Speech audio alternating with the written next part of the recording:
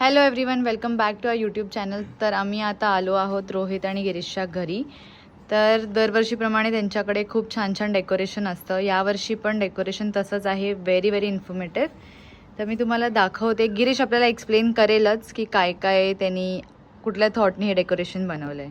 ठीक है, तो स्टार्ट विथ अपन ने इस बार समुद्र मंथन थीम रखा है. समुद्र मंथन में क्या हुआ था, दुर्वासा ऋषि जी ने देवता लोगों को श्राप दिया था कि आपकी जो भी शक्तियां हैं वो आप भूल जाओ. बिकॉज दुर्वासा ऋषि ने ऐरावत हाथी जो इंद्र के वाहन हैं उनको एक फूल की माला भेंट की थी. अब जानवर को तो पता नहीं, उन्होंने वो माला नीचे गिरा दी. दुर्वासा ऋषि वॉज शॉर्ट टेम्पर्ड, तो उन्होंने वो श्राप दिया कि आपको देवतागण को जो भी शक्ति है वो मैं वापस लेता हूँ. ये चीज़ का पता दानव लोग को चला कि देवता लोग की शक्ति अभी खत्म हो रही है, तो अपने को सब लोगों में अपना राज्य स्थापित करना है. इसके बाद ये पता चलते ही देवतागण अपने ब्रह्मा जी के पास गए. ब्रह्मा जी ने बोला let's go to Vishnu to find out a solution. Vishnu ji ने बोला कि हमको समुद्र मंथन करना पड़ेगा कि कौन सबसे ज़्यादा सर्वश्रेष्ठ उसका पता लगाया जाए. समुद्र मंथन का ये रूल था कि जो भी निकलेगा 1 by 1 निकलेगा एंड उसका आपको आपस में बांटना या डिसाइड करना है कौन लेगा. ठीक है, वो चीज़ें निकालने के लिए भी, समुद्र मंथन होने के लिए भी, सिंस समुद्र was not a flat surface, Vishnu भगवान ने एक टॉर्टोइज अवतार लिया था, कच्छप अवतार, ताकि मंदार पर्वत उनके ऊपर एज अ फ्लैट सरफेस खड़ा रहे.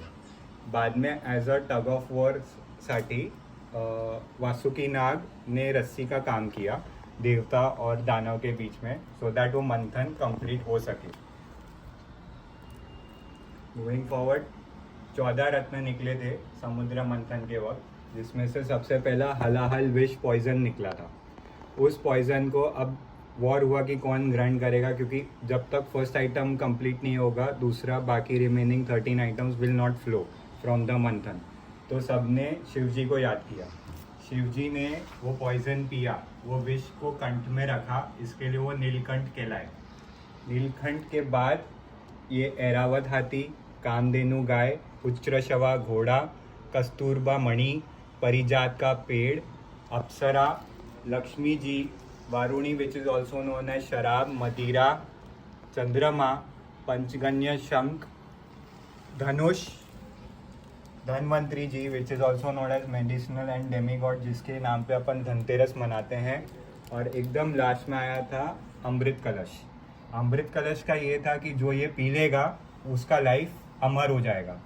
अब देवतागण ने रिक्वेस्ट किया वापस विष्णु जी को कि अगर ये डेमीगॉड या दानव लोगों ने ले लिया तो फिर वो अमर हो जाएंगे और वापस अपना राज स्थापित करना मुश्किल हो जाएगा.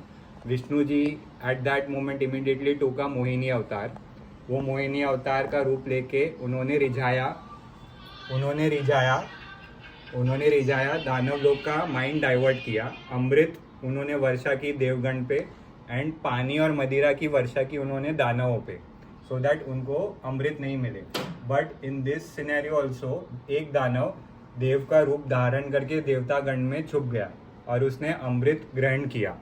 आफ्टर वो अमृत ग्रहण किया तो विष्णु जी को तुरंत पता चला.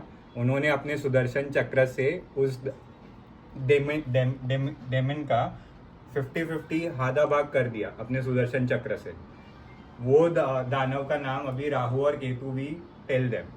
ठीक है, देन गोइंग फॉरवर्ड, शुरू से अपने को देवतागण का ही पावर अपलिफ्ट करना था, तो विष्णु जी के हेल्प से देवतागण ने ये मंथन रच के वो जीत उनकी हुई, सो दैट सत्य और अहिंसा के ऊपर ट्रूथ का अस्तित्व स्थापित रहे.